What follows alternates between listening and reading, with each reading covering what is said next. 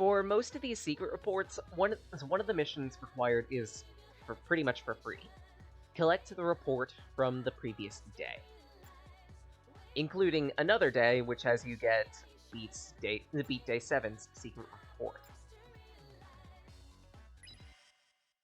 At that, I would also like to mention, since the main campaign is finished, as I mentioned previously within one of the first few parts of this particular playthrough, the lockout rule is no longer in effect. I can use any pin whenever I feel like it. Because I did actually soft ban that, specifically because it's kind of a disgusting pin. Let's take out Blue Blood, just so I could show it off. Part of the natural puppy line. I seriously don't have it. How? I thought I had it. Oh no, wait, maybe it's in one of the decks already. That's a no. So weird, I thought I had it. Oh well, I guess I don't. Focus. Just, there's a specific set of pins. I've alluded to them for the longest. They're fairly common pins normally. Well, in the normal game, they're fairly common, rather. And they're absolutely disgusting for dealing with enemies. Also, cheesing.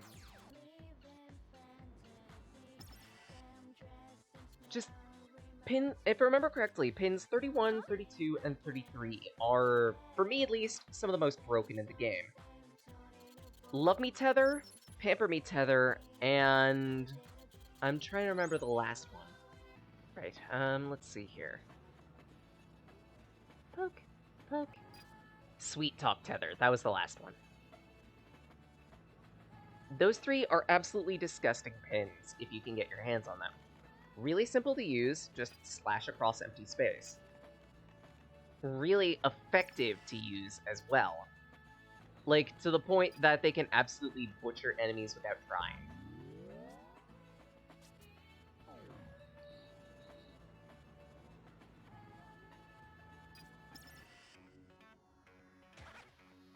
In tandem with that, one of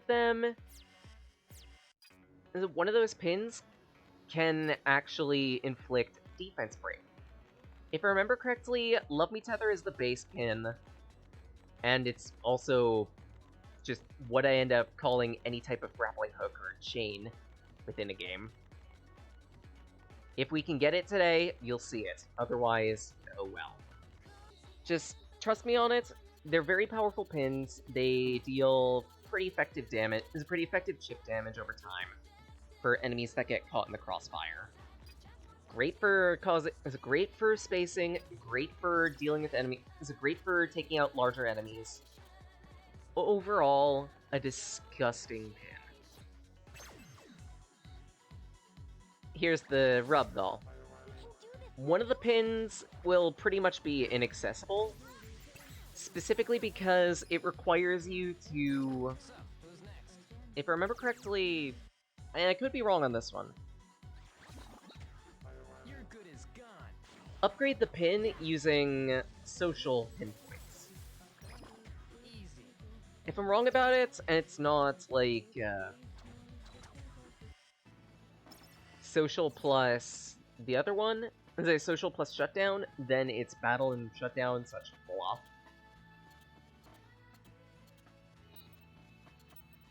Regardless, the one you can access is the one that inflicts attack break, if I remember correctly.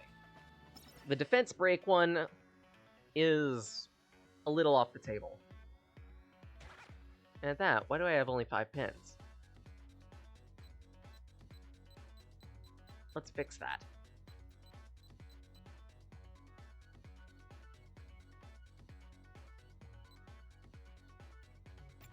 Just throw in that, I guess.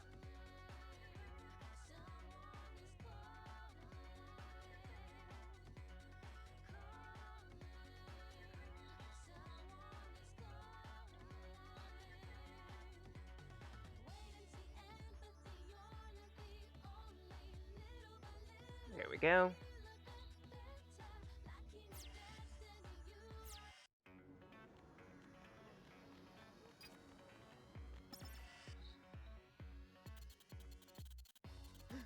If you talk to him after you've cleared out the noise, you'll get the sailor suit, which gets the next secret report.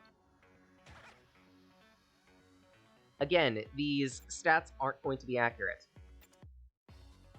But these equipments are the equipments that you can get from clearing these missions are very useful in the original game. Within Fractalizon, it depends on whether or not you decide to randomize stats. Secret Report 2. As the game was set to end, I felt an intense burst of soul, and at its source, I found the composer's handpicked proxy, Neku Sakuraba. Let it be noted that once danger was past, the soul he expelled rapidly tapered off. I shall define soul as it exists in the UG later. For now, let's suffice to say that it's the energy he bears within him. His unstable soul is the result of a rift between his body and emotional mind. This discord can be traced to a few causes. 1. His dense and all-inclusive soul composition. 2. Emotional confusion inhibiting the unity of his emotional self and physical body. And 3. The exacerbation of that confusion by memory loss due to his entry fee. So literally, his selfish desire, his memory loss, and his dysfunctional, let's call it, mental issue.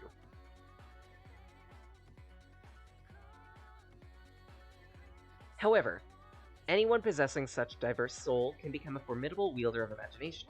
The composer was right to choose this boy. Shibu's fate may rest on how well he manages to stabilize his soul. To measure his stability, I gave him a harmonizer pen. It can only be used when he cooperates with his partner. Synchronizing with another hinges on his ability to first stabilize his own soul. Thus, successful use of that pin would indicate he has made progress on that front. The further he's able to push his and his partner's psych resonance confusion, the greater his own initial stability will become. The progress of his soul merits close observation henceforth.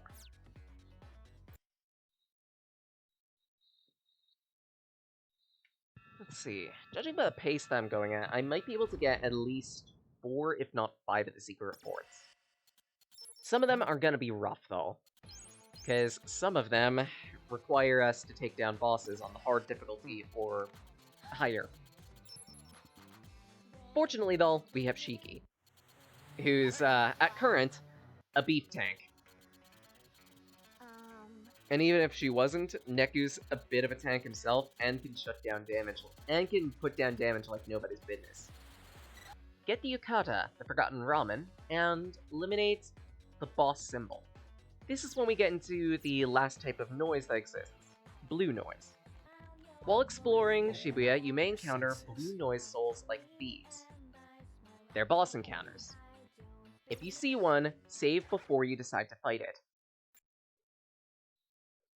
Because some of these boss encounters can be fairly annoying.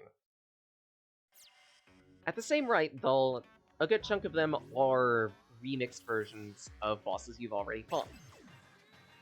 Case in point. Remember that bat we were fighting? Here's the improved version. Only you can actually harm this one. Or in my case, shred it. Ah. That's how it's done. So that takes care of that. And now for the Forgotten Ramen. This one requires us to progress a little bit within the story. We need to ask where the tech is. We need to ask why we can't... why 777s can't go. Ask that from 777s, period. Say you got it. Go out looking for him. And clear a wall. This is the sync tutorial, so it's going to be relatively easy.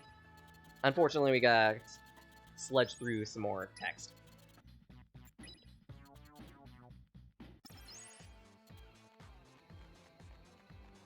And to the Ramen Don, which is where he was.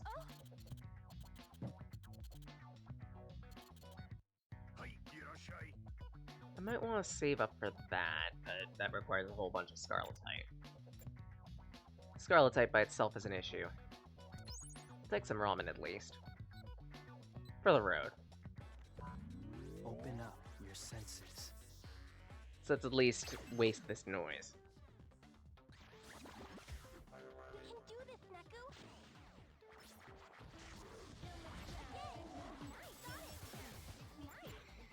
Done. Losing's not an option.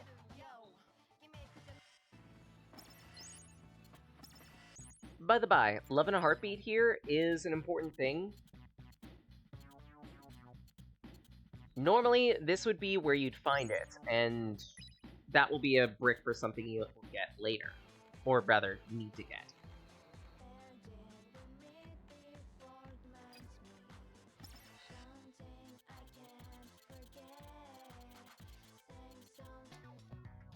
Anything worth buying here, other than Pie-Face's jeans?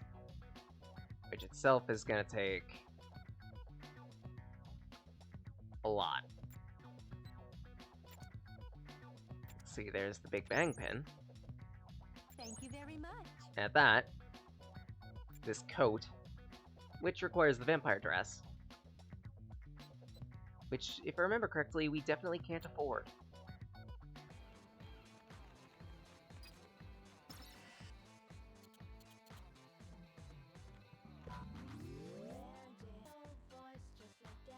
That's one.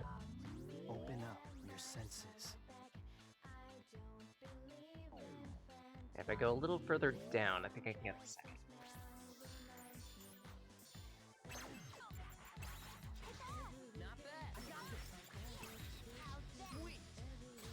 And dead. Holy shit, I never realized how powerful these time bombs are. It's kinda disgusting. That's how it's done.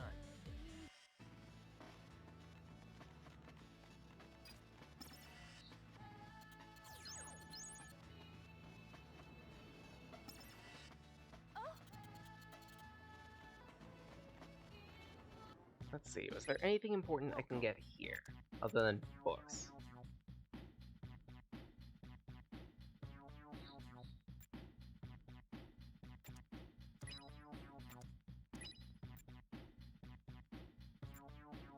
Oh, I need that. So, this sticker right here, the most broken in the game. And it requires 3 Scarletite. Hollow Leg. It essentially prevents you from having to worry about a maximum amount of bites per day. If you have Scarletite to spare, save up. If you don't, my apologies, you'll have to earn more. There we go, and that unlocks Colorful Thread for trading, which, no thank you. Thank you. Print a meme onto this fool.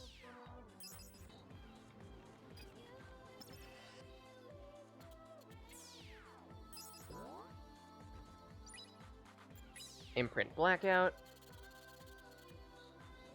Need something else. Focus. Oh, wait, one of those guys mentioned the Samurai Wing.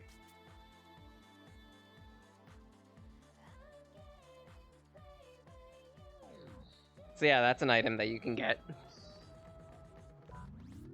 Just in case, let's check the Ramadan one more time.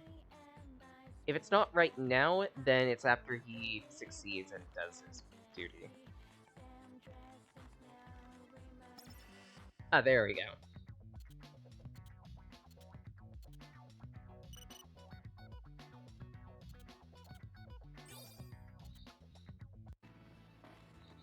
That's how we get him in here. By ingraining a picture of Shio into his head.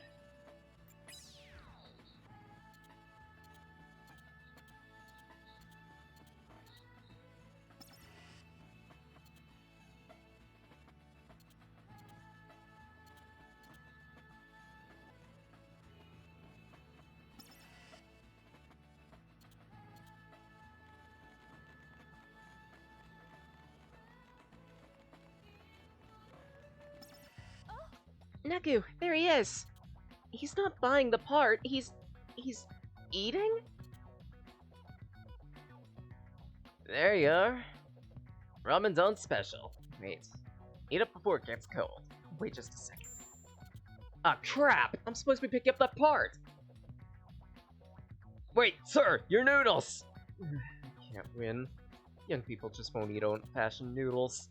I would. Neku, after him! But first... the Yukata.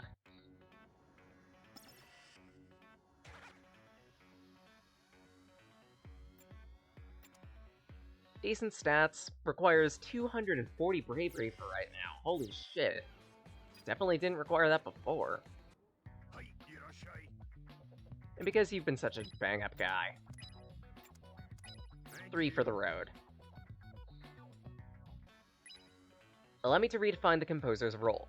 As I continue to observe the game's progress, I have a clear view of the enormous effect of the composer's absence.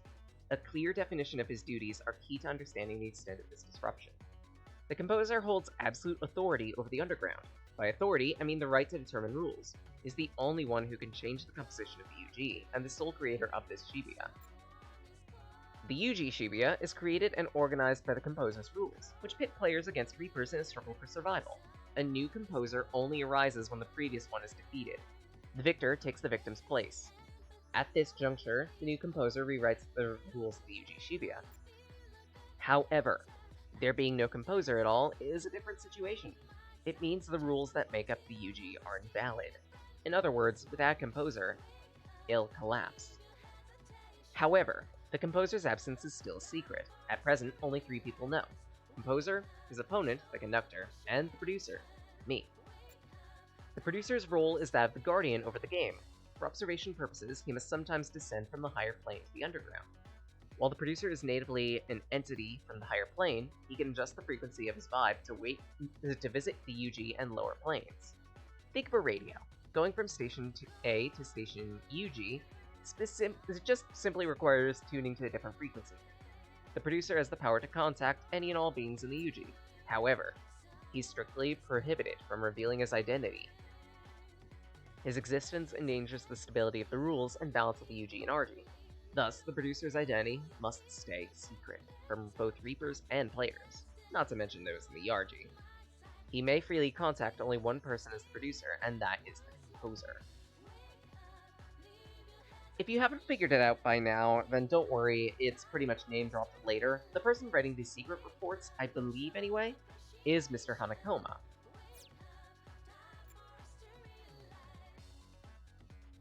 Oh boy, this one's gonna be annoying. Because we've got 2 bosses to defeat, and we've also got to find all the pig noise. Yeah, believe it or not, chapters can have multiple pig noise within them. Fortunately, we've got the pig radar, so that makes that moot. Just gotta pay attention to that little radar, and whenever we see it light up, look around. By the sound of it, Piggy is over this way. Time to whip him. If I remember correctly, you must defeat all the pig noise once apiece, within 1 visit of a chapter. Easy. Sounds annoying, and in some cases it can be, because some of these pigs have fairly annoying gimmicks. Never mind. Unless there were 2 here, I don't remember. Get the Mrs. Claus outfit. I said I want to go shopping. So essentially, it's somewhere around here after a certain point in the story occurs. This thing... yeah, I might as well take it.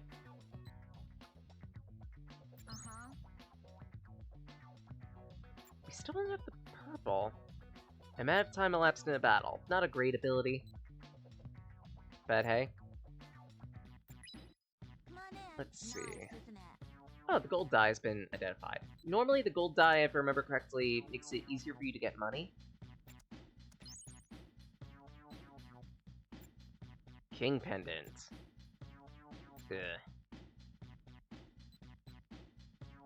Nice, isn't it? Not bad. A navel piercing, because why not? I guess buy a hat. buy that too.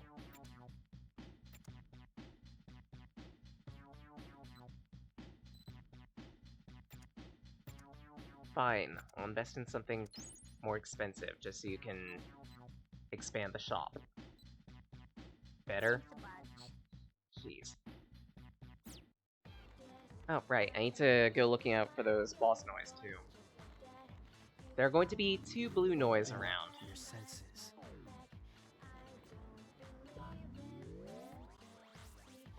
There's one.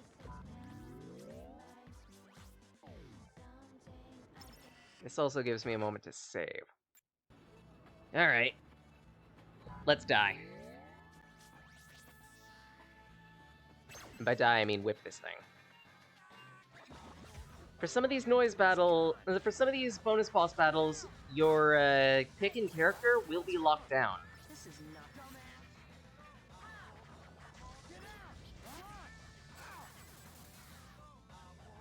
Just as a warning. So I hope all of your characters are decently prepared. Otherwise, you might have a hard time.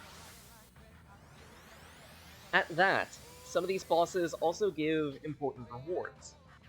Normally, they're meant to give shadow matter. That's how it's done.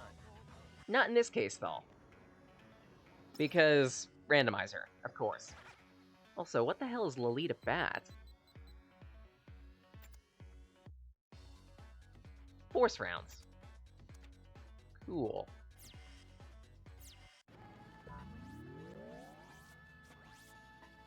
There's the second.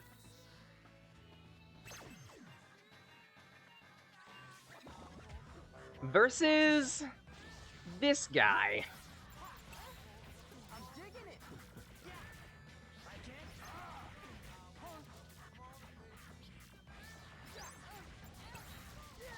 Try harder.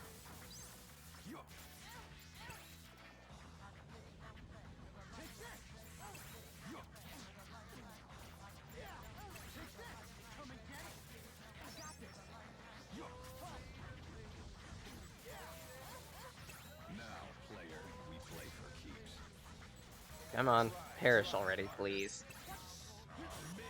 Done. So that's this boss. Be careful. Such power. Oh, wow, shadow matter. That's how it's done. So that's both of the boss noise for this chapter. I could also take off that and potentially throw in something else. Yep, sure, let's throw in that spider silk. Because this thing is a disgusting pin. I love it. Let's see, was it Shiba Department Store then? Welcome. Just take that for now. I need one more Scarlet type for that. Next time. Good day.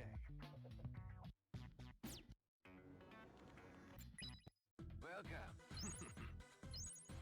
Apparently, you can identify those. Okay. Much obliged. Okay, after talking to Beat and Rhyme, try to leave for the scramble, and Shiki will yell at you.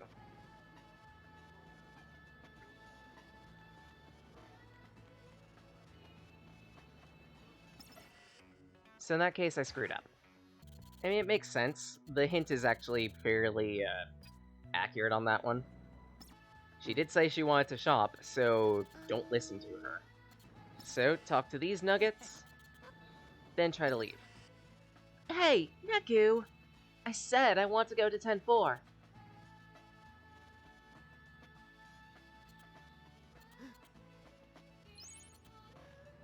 Not today, Claw, because we just got the Mrs. Claus outfit. Fairly weak stats. If I remember correctly, I think it does have like a high regeneration stat. So that's something you might want to be interested in. Or regeneration ability, sorry. And I think we'll have enough time to get the last secret report for 5.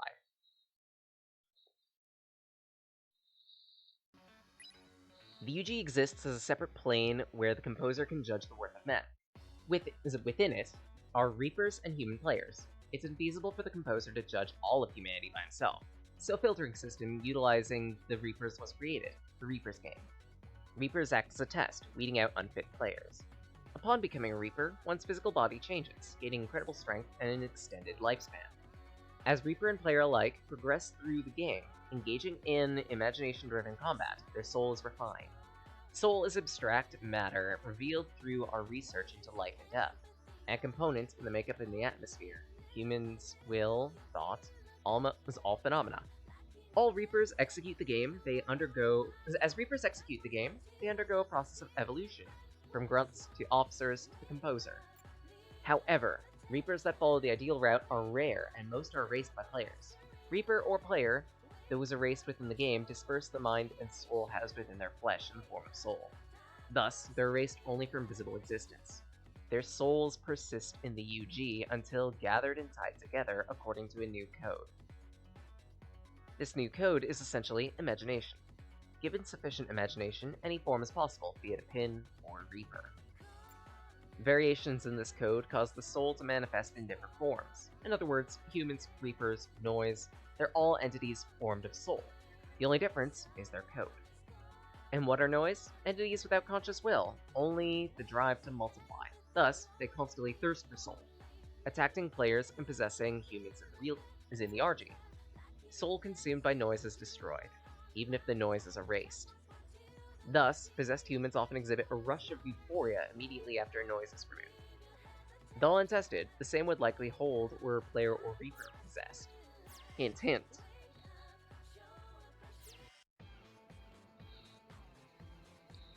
But anyway, we're supposed to be looking for, I believe, a boss noise. Yep, a boss noise, and white, white, white.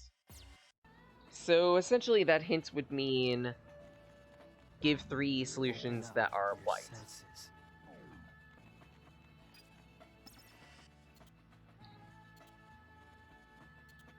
Wipe out to this area's largest symbol. So blah. Your good is gone.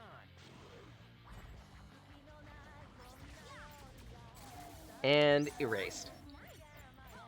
I got this. That was nothing.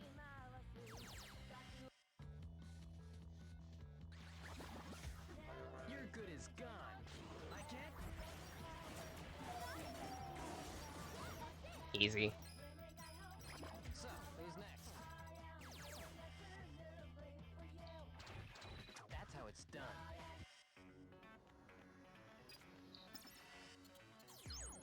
Move, please. Over to the right there. Focus.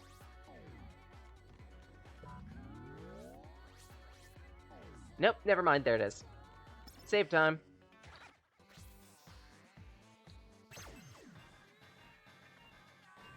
Ah, it's this guy. Your good is gone. Sweet, I got this. Sweet.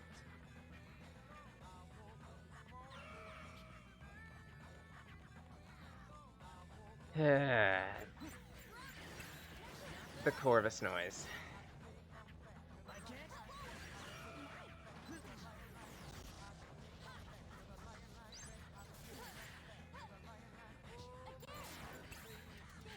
Not bad. I got this. Nail that thing.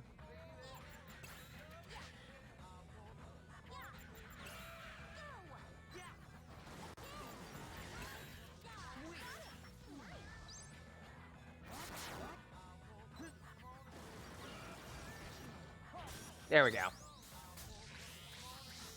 Get toasted. Crunch. Lamb to my heap.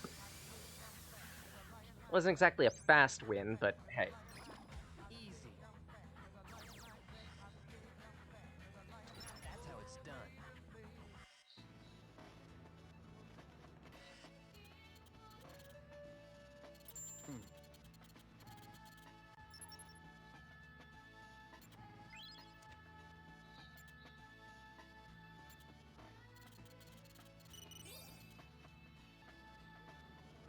Now, if I remember correctly, the white, white, white thing is Open up your senses. specifically for when those two Open up show up your here. senses.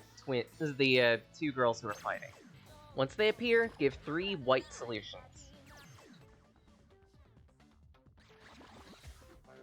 Watch yourself.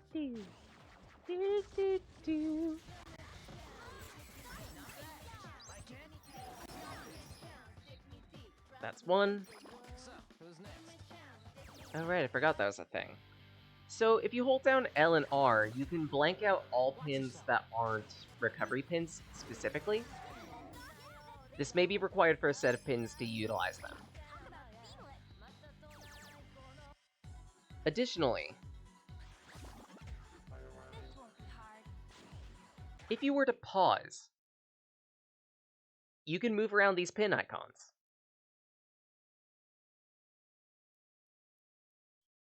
Essentially as a way of helping you track pins, but also because a particular pin does in fact utilize this for how it attacks.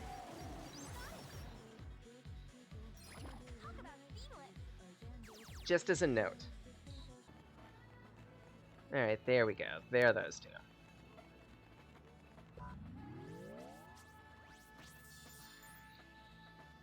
Squash these noise.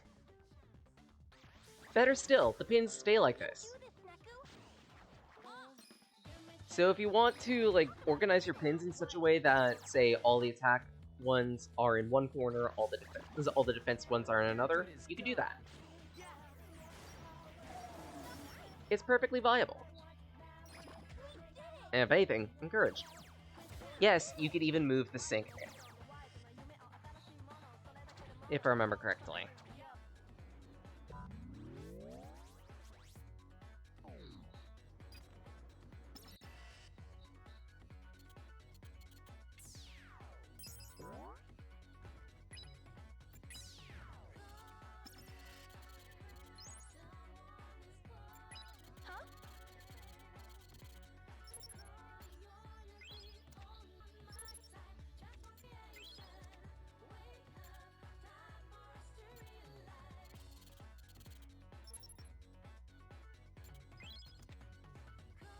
And there's 3.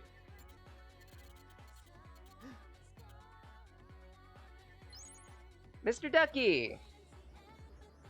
Rubber Ducky!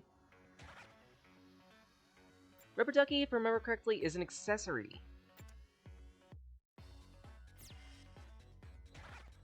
And before we wrap up for the day, let's take a look at today's secret report. The real ground and underground are planes of existence. Other planes exist as well. The one inhabited solely by noise, for example, or our customary plane. The planes are stacked in parallel, though each exists as at a different frequency vibe, in tune with its inhabitants. Observing a lower plane from the higher one is simple. Actual transplanar contact, while possible, is highly complex. The vibes of adjacent planes are closer, making passage between them comparatively easier. More distant planes show greater differences in vibe frequencies, thus, communion becomes more difficult. The UR exists just above the RG, allowing those in the UG to observe the RG, but not vice versa. Noise exists on a special plane that straddles both of them, enabling their interference in the affairs of both. When players come into contact with noise, they're drawn into the noise plane. In other words, players are forcibly tuned in to the noise plane. Conversely, there exists an even higher plane than the RG and UG. That's where I'm from, the plane of angels. As in the RG and UG, angels have created a web of social schema to guide their activities. The role of producer is just one cog in the angel machine. Angel vibes are extremely high frequency. Not even the composer can catch them all. In actuality, he could pick up only that of the producer. As you could see, interplanar contact is beset by difficulty, but certain modes do exist for its realization. One is the modulator decal. Within its area of effect, players from the UG can manifest visibly in the RG and communicate with others there. Reapers and the composer can downtune their vibes at will, where the Near these decals, however, even their vibes will be forcibly adjusted to the lower frequency. Another mode, imprinting, requires no physical manifestation in the RG whatsoever. Imprintees experience the conferred thoughts as bursts of inspiration. The reliability of these communiques thus depends upon the person receiving them. For example, successful communication with preoccupied people is unlikely. Furthermore, recipient interpretation of said inspiration colors the message, making imprinting unreliable at best. Reaper Creeper was created as a mode of popular communication between the planes. Modulating paralogs printed on paper allow for limited UG interaction with real ground objects. As those in the RG are unaware of players, they perceive the illusion as of a coin moving by itself. But, for right now at least, we gotta end it here. I think I'll go at least one more week of The World Ends With You, specifically so I can gain noise reports. If I'm unable to gain all of them, and I highly doubt I will, then chances are I might intersperse Twoi Fractalizon between other projects, just as a note. So, to those who drop by, thank you so much. I appreciate the support I get with these streams. Tune in next week, Saturdays from 9 a.m. Eastern Standard to noon for random games. The first Saturday of every month from here forward is going to be Sonic and Amateur Games Expo coverage. Otherwise, tune in Sundays, 6 p.m. Eastern to 10 for game clearing. Currently, it's The World Ends With You Fractalizon, a randomizer for The World Ends With You. If at any point you miss any of these streams, don't worry, they stay up on Twitch for a couple weeks with few exceptions in between, then get ported off to a YouTube channel, Sage Blake, where they get chunked down into easier to digest chunks, sometimes with more information, especially with these game clearing ones. These chunks are usually anywhere from 15 to 45 minutes, so standard TV show length. You can also find weekly uploads up there as well of Sonic and Amateur Games Expo coverage as a series known as Sage After. I usually try to cover entries as completely and succinctly as possible while giving constructive feedback. As a final couple items to mention, I draw, I write. You can usually contact me through Twitter or Discord. I go by Sage Magi in both places. And on Discord, specifically, I'm in such places as the Sonic Fan Games HQ Discord, as well as that of other entities and projects that exist, such as Havoc Fox, Shield Cat, and even Terran Crimsons. The things I draw and write end up going up on a DeviantArt page, Sage Magi, in case you're interested.